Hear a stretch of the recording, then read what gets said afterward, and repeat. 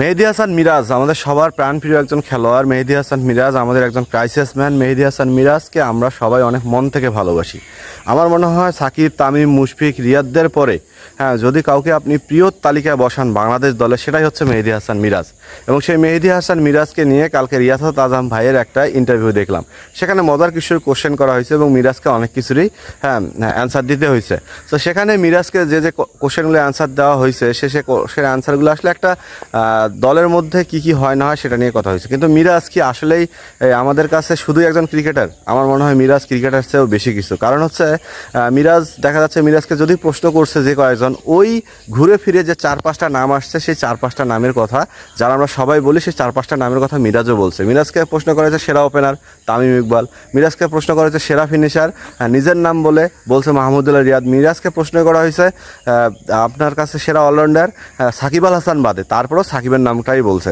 কিন্তু এখন কথা হচ্ছে এটা কি মিরাজের যে অ্যান্সারগুলো, এটা কি মন থেকে, নাকি মিরাজ জাস্ট ফর্মালিটি দেখার জন্য আপনাদের অ্যান্সারগুলো দিছে? না, এটা হচ্ছে মিরাজের মন থেকে অ্যান্সার দিছে। যদি বুঝতাম যে আগের মতো আছে বোর্ডে যে কয়েকটা নাম না বললে দলে টেকা যাবে না, যদি বুঝতাম কয়েকজনের পিছনে না ঘষলে দলে টেকা যাবে না, তাহলে এই নামগুলোকে আমি চাপাবাজি বা একটা এইভাবে নিয়ে নিতাম। কিন্তু না, মিরাজ যে অ্যান্সারগুলো দিচ্ছে এগুলো আসলেই মন থেকে অ্যান্সার দিচ্ছে। সেই সাথে বলছে রান্না পারে মুশফিকুর রহিম ক্রিকেটারদেরকে খাওয়ায়, রেসপেক্ট করে, তাদেরকে নিয়ে বসে আড্ডা দেয়। সে একজন সিনিয়র প্লেয়ারের এমনই হওয়া দরকার। এই যে একটা কালচার মুশফিকুর রহিম তৈরি করে গেছে, মেহেদী হাসান মিরাজরা যেটা শিখছে, এটা দেখা যাচ্ছে একসময় মেহেদী হাসান মিরাজরাও সিনিয়র হয়ে যাবে, অলরেডি হয়ে গেছে, মধ্য সিরিয়ার তো তারা হয়ে গেছে, এটা আগেই বলছি। সো সিনিয়র হয়ে যাবে এবং তারাও কিন্তু দেখা যাচ্ছে এই কালচারটা ধরে রাখবে জুনিয়রদের কাছে। সে একটা সিনিয়র এবং জুনিয়রের মধ্যে মিল যেটা মুশফিকুর রহিমরা তৈরি করে গেছে, এই বন্ডিংটা যদি আমাদের ন্যাশনাল টিমের সবার কাছেই থাকে, বা এই বন্ডিংটা যদি নিয়ে ন্যাশনাল টিমের খেলোয়াড়রা আগিয়ে যায়, তাহলে আমার মনে হয় সব থেকে খুব ভালো হবে। কারণ কি জানেন, নিজেদের মধ্যে যে একটা সম্প্রতি, নিজেদের মধ্যে যে একটা ভ্রাতৃত্ব, নিজেদের মধ্যে যে একটা নিজেদেরকে মেলে ধরা এবং গুছিয়ে নেওয়া এবং একতাই যে একটা শক্তির বল, এটাই কিন্তু তৈরি করে। আর এভাবেই যদি একটা ন্যাশনাল টিম তৈরি হয় বা একটা ন্যাশনাল টিমের মধ্যে একতাবদ্ধ থাকে, সবার প্রতি সবার বোঝাপড়া থাকে, তাহলে সফলতা কিন্তু আসবেই।